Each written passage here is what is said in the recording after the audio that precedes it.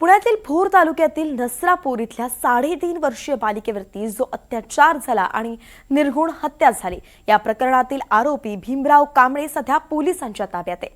CCTV फुटेजच्या आधारे त्याला अटक करण्यात आली आहे. या गंभीर गुन्ह्यामुळे परिसरात प्रचंड संताप व्यक्त होतोय.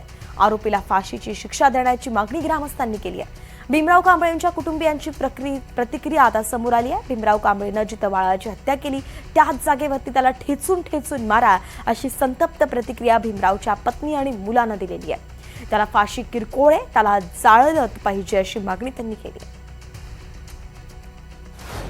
माझी भूमिका अशी आहे, त्या बाळाची हत्या झाली ना चिमुकलीची, त्या जाग्यावर त्याला ठेचून तसाच मारला पाहिजे. माझी एवढीच इच्छा आहे. मला त्याचं तोंड सुद्धा बघायचं नाही, अजिबात नाही. माझ्यापर्यंत कुणी त्याचं अंत्यविधी झालाय म्हणून सांगाय पण येऊ नाही काय. ही माझी नम्रतेची विनंती. गेल्या किती वर्षापासून संपर्कात नाही? 10 वर्ष झाली.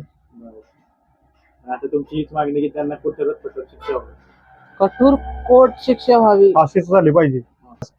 आणि ह्या चिमुकलीला हे जे काय घडलंय, हे अमानुषपणे त्यांनी जे हे केलेले कृत्य, ह्याला मला हे निंदनीय कृत्य अत्यंत, ह्याला कठोरातली कठोर शिक्षा म्हणजे त्याला फाशी झाली पाहिजे. त्याला खेचून मारला पाहिजे तिथं त्याच ठिकाणी. त्या चिमुकलीला न्याय दिला पाहिजे.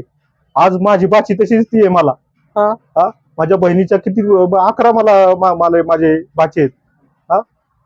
मला खूप वाईट वाटले.